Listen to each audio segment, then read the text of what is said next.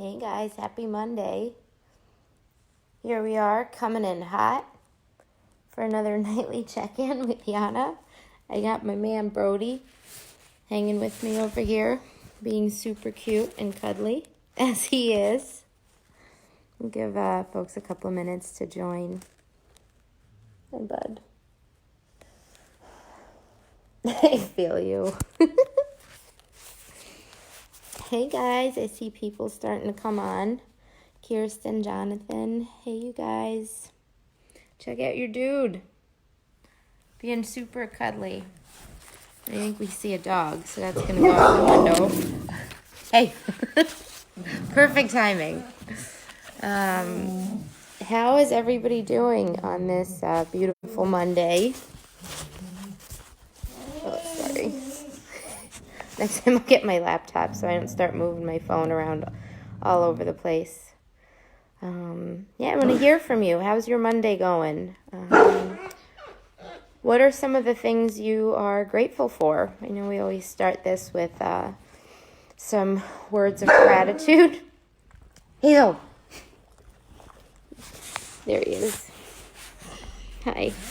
So we start this with some words of gratitude. And today I am pretty fired up. Not really sure why. I am sure why. It's because I think I'm living in gratitude, and I have a lot to be grateful for. I was reading I had read a book. I have it in my hand, but Brody's laying on top of me, and it's called Burn Your Goals: The Countercultural Approach to Achieving Your Greatest Potential. And it's a pretty interesting book, right? It's a little bit unique in that it says burn your goals. And it not so much as saying that we don't strive for anything. You know, it's not saying don't have goals, but it's saying it's not about the goal, that it's about the process and it's about the journey.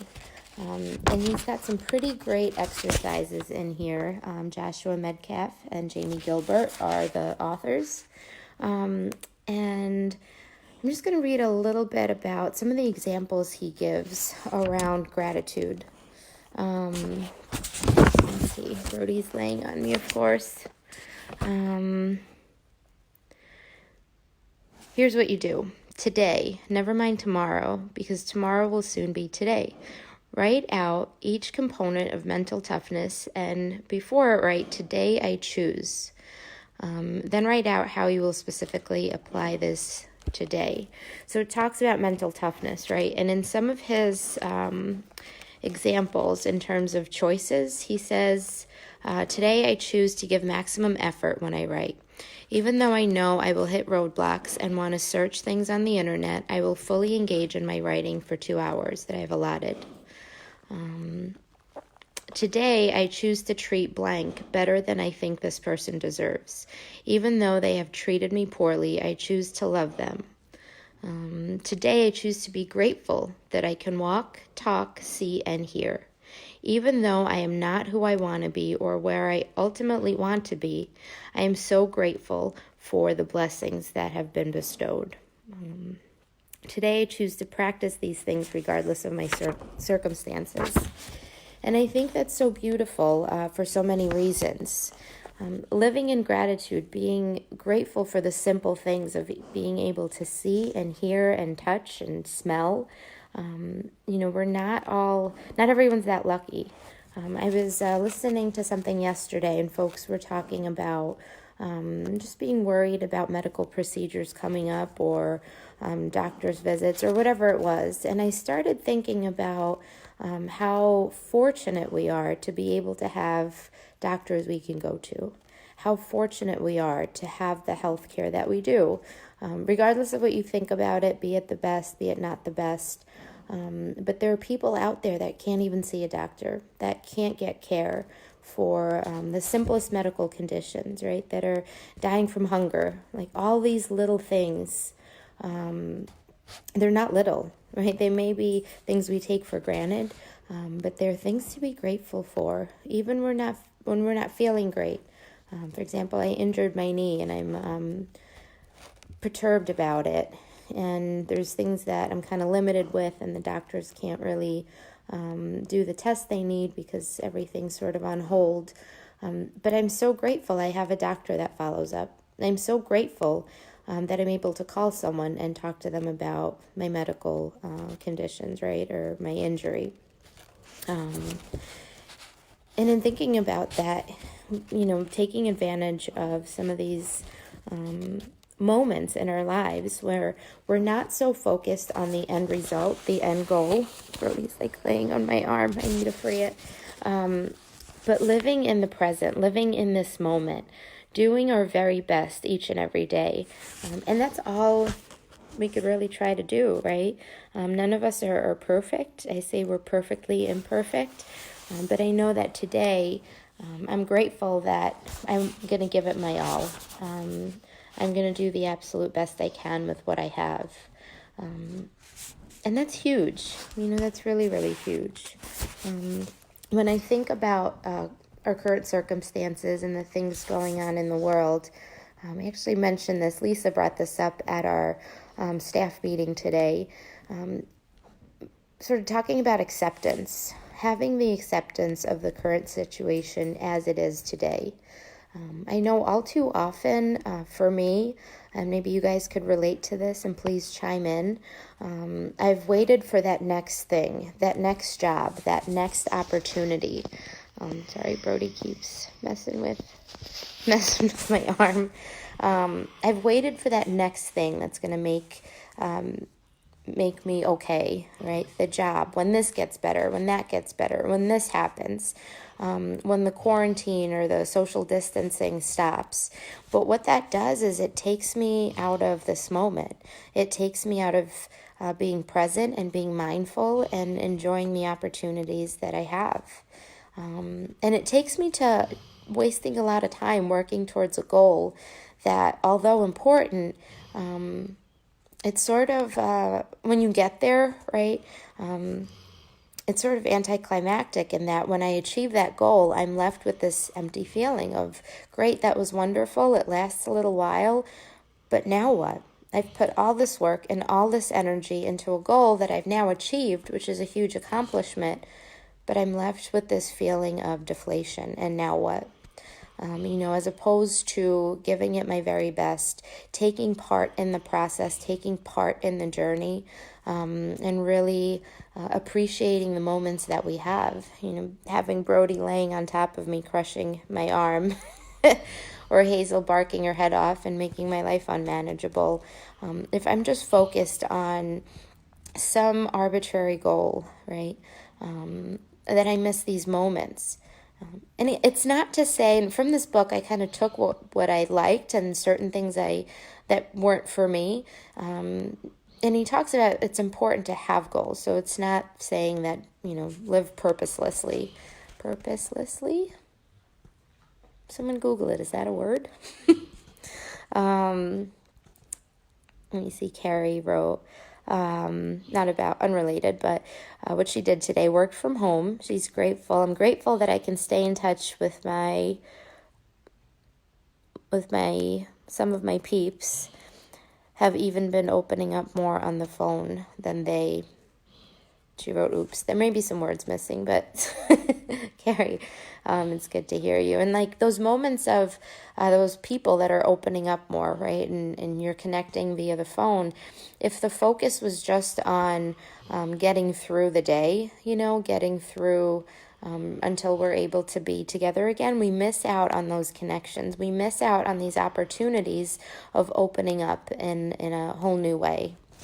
And what I've noticed is a lot of wasted time, a lot of time focused on things that really don't bring value or bring meaning to my life. And there was something about, here it is, in that same book, Burn Your Goals. It talks about being deliberate in our actions. He says, you need to get real with yourself. You need to honestly document how you spend time for a week and see if that is congruent with the size of your dreams. You need to take an honest look at whether or not you're actually applying resourcefulness in your life. You need to examine your thoughts every night this week and question whether or not they are fixed or growth mindset. and you need to read well. So this fixed or growth mindset, fixed is like this goal, and you have blinders on, and you're just working towards this one goal and missing everything around you. Versus if you're living in a growth mindset, and we talked about this a few nights ago, about being a seeker, seeking growth, seeking new opportunities, seeking new experiences, seeking quiet in your mind. You could be a seeker of anything. I like to think of myself that way because I'm always looking for new experiences, and for new purpose. And there were a couple other things I was thinking about in terms of that, because that was also brought up in our staff meeting today, is like losing purpose, right? And because we're working from home and our work schedules, our work in itself has changed quite significantly, not knowing what to do, being sort of lost. And I thought about that in terms of lack of purpose, when purpose is associated with what you do and not who I am, right? If my purpose is linked to ROCovery Fitness, so my purpose is to run ROCovery Fitness, or if my identity is linked to what I do for work, then I get lost, right? It's part of that kind of, in terms of identity. Who am I as a person? And that's where I find purpose. So I find identity in something that can never be taken away from me. I am not ROCovery. And I've faced that quite a bit in different experiences or in different situations. Carrie, I'll read your text in 1 minute because I'll lose my train of thought. Or your comment. So, I am not ROCovery, right? My identity is different. My purpose comes from wanting to grow, wanting to learn, wanting to really serve others, serve the community, do good. And my essence and my identity are made up of all these different things, right? And my purpose, I'm purpose-driven because it comes from my heart. It comes from authenticity, from my integrity, from the principles, my principles that I choose to live by. And true fulfillment for me really comes from my relationship with others, my connection with others. Because those goals, I'm left with letdowns. Those material things, right, that like we get or we strive for, the job or the vehicle or all these different things, they don't bring purpose. They don't bring fulfillment, maybe for a minute or two. Maybe I'm really excited about something, but again, it's this anticlimactic letdown when my purpose, my fulfillment is associated with the material or with outside things as opposed to my internal self. Right?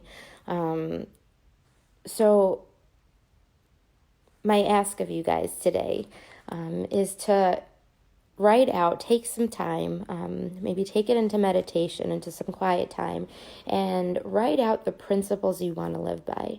What are things that are important for you internally? What kind of person do you want to be? What kind of life do you want to lead? What are the things that are so important to you that you won't settle around, right? Whether it's being an honest person, living with integrity, being a good friend. Nothing is too big or too small. This is unique and personal to you. And then as you go through your day, relate it back to that list. Relate it back to those principles. Are you acting in a way that's aligned with the person you want to be? Are you walking through this day with dignity and grace? Can you hold your head high? And it's important, we always talk about self-compassion, right? It's not about beating ourselves up. I'm not living up to my potential. I'm not aligning what I do with my principles. It's really about seeking that growth, seeking that change, working towards doing your very best, consistently giving your very best to everything that you do. And then those are some really important things I know for me And I got a lot out of this, the book. Those are a lot of the things that are mentioned in it. And I've been doing a lot of self-exploration, or just exploration in general. Hi, Steph. Hi, Kirsten.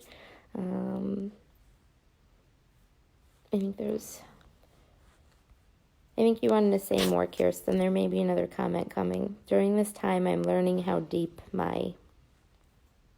We'll get to that. Carrie, giant typo. Could take it back. I meant to say I'm grateful that I can work from home and maintain a connection with my people, that I can counsel via phone. I have noticed that some of the people I work with are more comfortable on the phone than in person. I am grateful to get to know them in a different way. Hopefully this will be the catalyst for new counseling options in the future where I work. Isn't that a beautiful thing?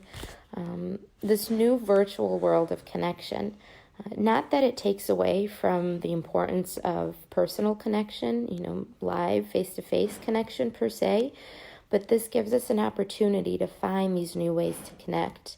And it takes away some of the fear for folks around connecting face-to-face, right? And it gives a window, it gives an opportunity for deeper connection, more meaningful connection, especially when we get to have those connection face-to-face.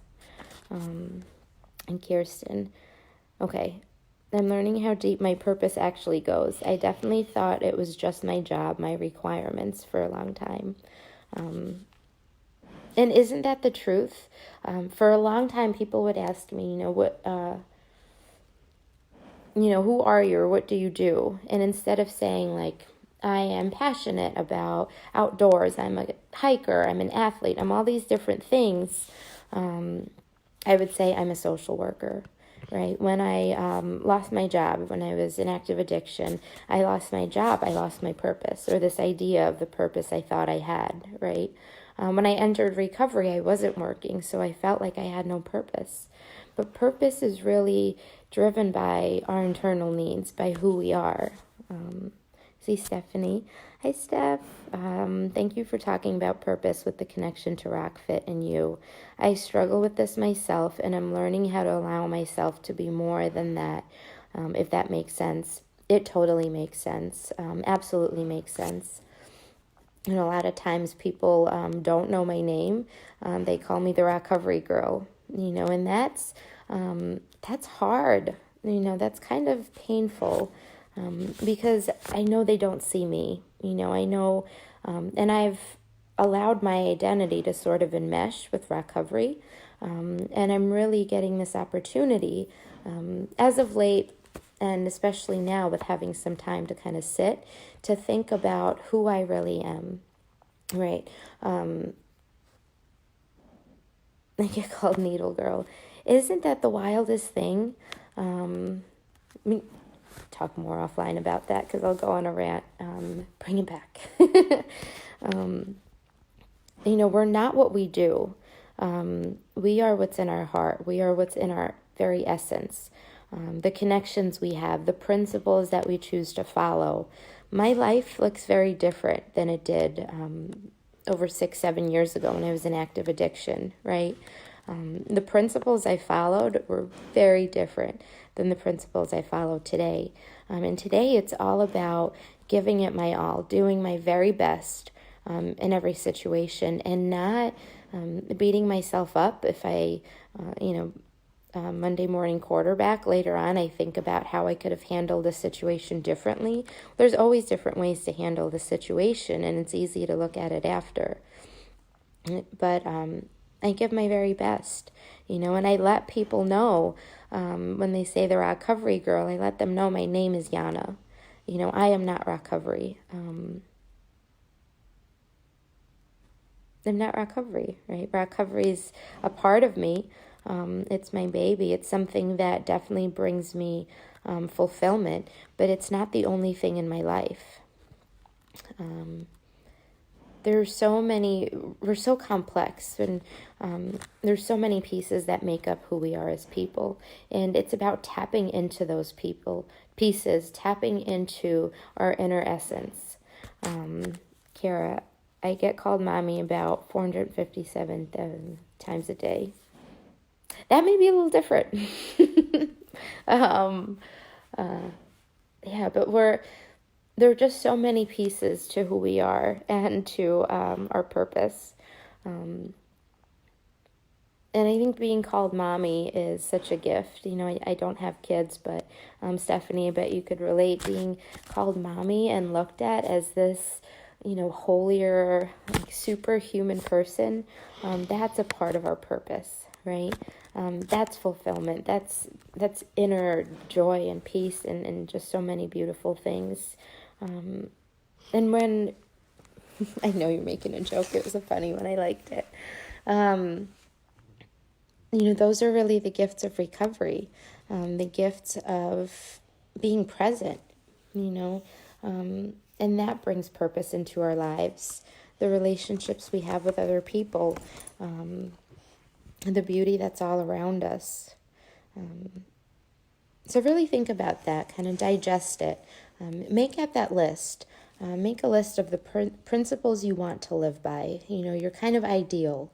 And as you go through your day, really reflect and think about whether or not your actions, the way you carry yourself, are aligned with the principles you want to live your life by.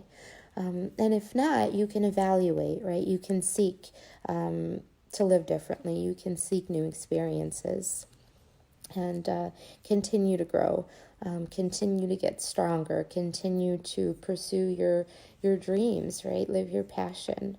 Find your passion and live it. So I hope everyone's having a great Monday. I kind of went on this rant, which I do all the time, so you guys are used to it. I'm really glad all you guys joined. We have a lot of things going on all day, and we keep adding more and more. Please stay connected. Get energized, find new ways to get energized. If you are bored and not sure and can't think of anything, shoot me a message. We'll brainstorm some new ideas. If you need support, we have our outreach and engagement specialists that are ready, willing, and able to help. We have flyers that'll be getting put out there about if you need support, phone numbers, emails. We're here to help. Kirsten, you said what was meant to be heard. Thanks. Thanks for that. So reach out, stay tuned, check out our calendar. We're always adding new and exciting things. You're not alone in this. I'm going to be super cheesy again. Yana, you are never alone, or you are not alone. Someone told me that, and because I'm super cheesy, I really liked it. So you're not alone. You have a whole community around you. You have people that care about you, people that are standing by to help. Reach out, give us your suggestions, share ideas, make your list of principles, make sure you're eating well, drinking plenty of fluids, getting your sleep right, making a schedule for the day. Let's try to recap all the different things that I know are important for me, for sure, and that we've covered in these nightly check-ins. So thanks for joining me. I hope you had a great day. I hope you are able to reflect on all the wonderful things that happened to you today, and even the not so wonderful ones, and just being grateful for this exact moment, this exact opportunity. And spread the wealth. Tell other people what you're grateful for, and maybe it's for their friendship or their support. It's good for them to hear it from you. All right, guys, over and out. Have a wonderful night, and I'll see you next week. I'll see you tomorrow, same time, same place. Bye.